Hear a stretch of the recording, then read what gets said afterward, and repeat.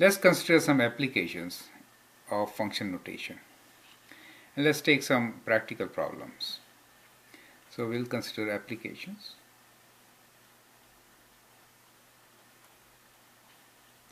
And see use of function notation.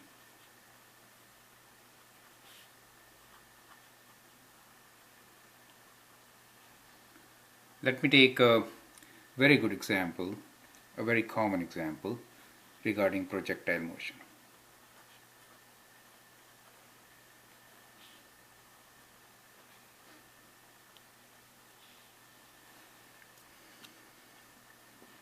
Okay, let's consider this scenario.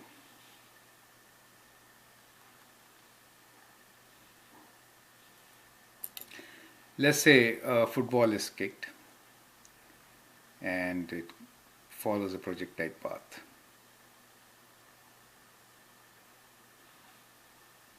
So here on this axis we have time in seconds, and this represents height in meters.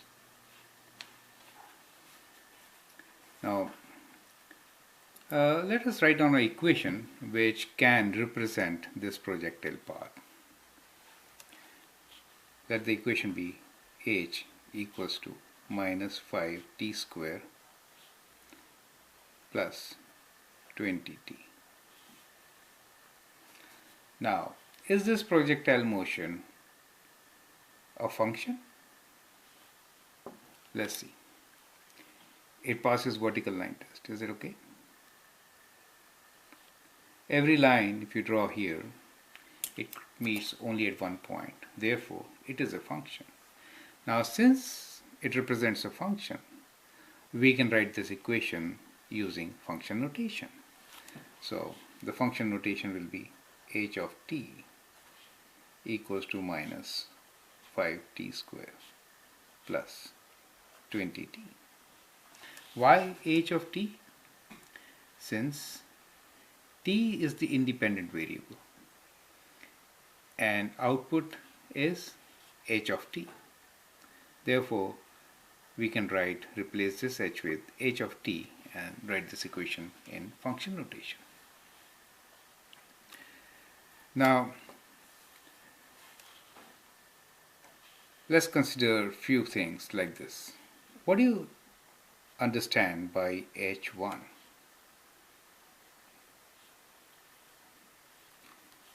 h1 is the height of the ball after 1 second when t is 1, right? So h1 can be calculated using this function. So h1 equals to, replace t with 1 in the equation. So minus 5, 1 square plus 21, which means minus 5 plus 20 equals to 50. So we see h1 equals to 50. It means what? It means after, let's say this is 1, after 1 second the height of the ball is 50 meters. Does it make sense? Okay. Now consider, what do you understand by ht equals to 20? h of t equals to 20 means that the height is 20, and what we can do is we can find out time when the height is 20. So to do that, what we'll use the same function notation, and instead of ht we'll write 20 and solve for t. 20 equals to minus 5t square plus 20t. Let's solve this quadratic equation. Let's bring them to one side. 5t square minus 20t plus 20 equals to 0. Let's factor out 5. Is a common factor. 5. And we are left with t square minus 4t plus 4 equals to 0. Now this is a perfect square, right? You know this is 2 square, right? This is t square, and the middle term is minus 2 times t times 2. We'll get 4t. Therefore, I can write this as 5 times t minus 2 whole square equals to 0. So when will this be 0? This will be 0 at t equals to 2. So when t is 2, then height of this ball is 20. So we can say, so from here we got h of 2 actually is 20. Let's try to understand what this is. If I say h of t equals to 0, what does this signify? What is the significance of h of t equals to 0? It means that the height of the ball is 0. That means it touches the ground. It is on the ground. So those are these 2 points when the height is 0. So let's find the time when the height is 0. So again, we will replace h of t with 0 and then find out time t. So 0 equals to minus 5t square plus 20t. Minus 5t can be factored out. Minus 5t. Here you are left with t. Minus 20 divided by 5 is 4. So in this equation, we can have 0 at 2 places. One, when t equals to 0, or when t equals to 4. Therefore, h of t equals to 0 at t equals to 0 and 4. So we can say h of 0 equals to 0 and h of 4 equals to 0. So basically, this is 0, yes, we know, at the instance when the ball was kicked from the ground, and when it landed, this point is at t equals to 2. So these are the 2 points where the height of the ball is 0. Knowing this, you can also find out how long is the ball in the air.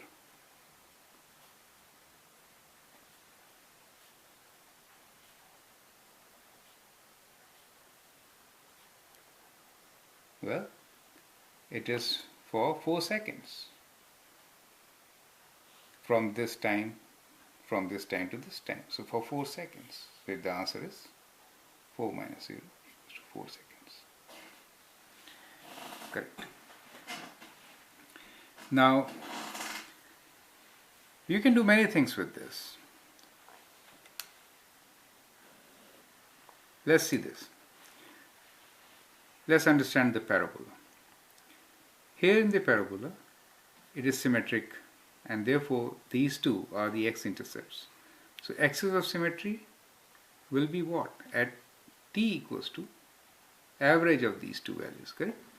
So when t equals to center value of 0 and 4, we should have maximum, and that represents axis of symmetry also. So t equals to 0 plus 4 divided by 2, which is 2. So if t equals to 2, we get the maximum height of the ball. So that means h2 gives us maximum point of this parabola. And we know h2 is 20. Therefore, maximum height is 20 meters. When does it occur? It occurs at t equals to 2. So at t equals to 2, we get this maximum height of 20.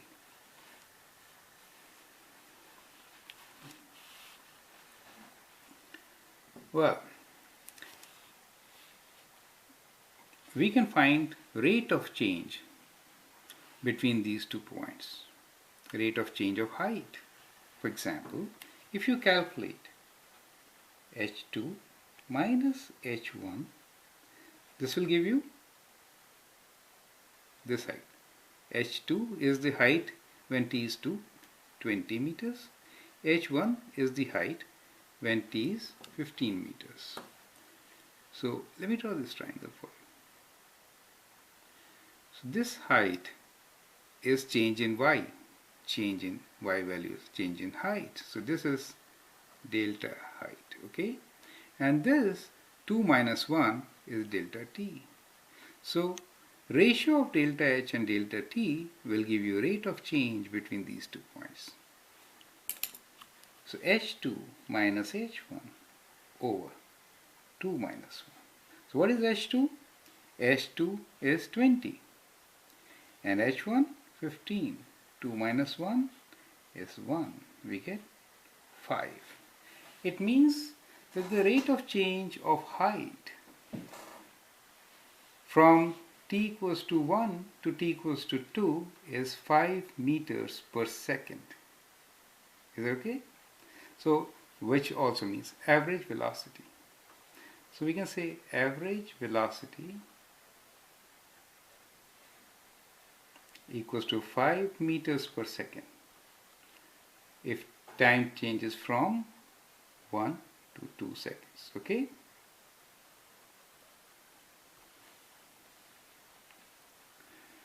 Well, as an exercise, you can try finding rate of change between 2 to 3 seconds. So in that case, calculate h3 minus h2. And this will be 3 minus 2. Well, what do you expect?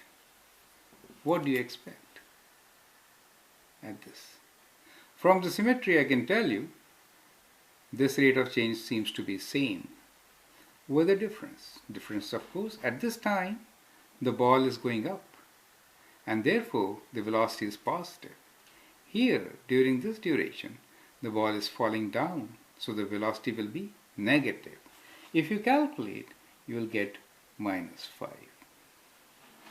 So h3 you can calculate by plugging in 3 for t, right, in this equation, and you will get some value. Probably you will get 15. You should get 15. And this is negative. So during this time, the ball is falling down with a velocity of 5 meters per second.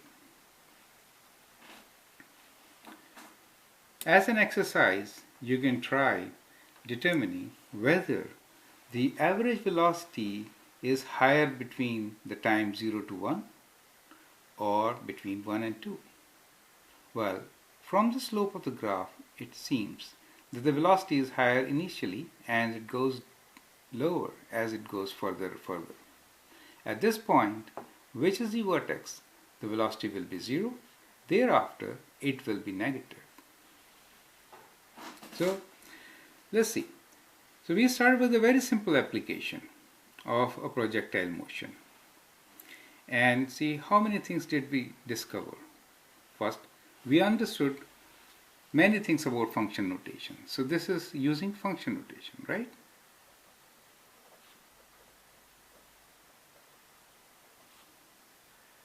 The height at time t.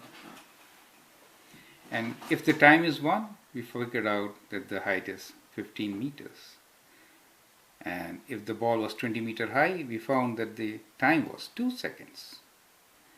Time when it hit the ground, that means height was 0. And this also gives us an idea for how long the ball was in the air. So 4 minus 0 is 4 seconds. So for 4 seconds, the ball was in the air. Now, from the symmetry of a parabola, we know that the axis of symmetry will be in the center of two x-intercepts. So at t equals to 0 plus 4 divided by 2, which is equal to 2, we should have a maximum. So h2 represents maximum. Maximum height achieved by our ball, which we found out to be 20. So at 2, we had a maximum height of 20. We can do rate of change at different intervals. rate of change between 0 to 1, 1 to 2, 2 to 3, 3 to 4, or anywhere in between. So the average rate of change we found between 1 and 2 to be 5 meters per second. Well, if you do between 2 to 3, you will get minus 5 meters per second. And if you find average of the two in between, add 2, you will find that it is 5 minus 5 equals to 0. It makes sense. So the average velocity is 0 right in the center. Effectively, if you translate this into the movement, if the ball goes up, let's say the ball goes up in this direction.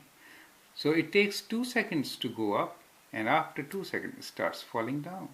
But at t equals to 2, its direction changes. So the velocity was positive while going up and became negative while coming down. But at that instance of time, when t was 2 seconds, the velocity was 0. So v equals to 0. This is the instantaneous velocity, 0 at t equals to 2. And that was the turning point for the ball. So before that, positive velocity, and after that, negative velocity. However, speed increases. You see, speed was decreasing here, of course, but at this side speed will be positive because speed doesn't have direction. So when you hit the ground, at that time the ball hits with the same velocity with which it was kicked. Maximum velocity of the ball was at the instance when it was kicked. Mathematically, we will say minimum velocity of the ball was at t equals to 4 because it was most negative. Do you see how? Think like this. As far as velocity is concerned, velocity is positive, right? But decreasing. So let me just show you how the velocity changes in this graph. Okay.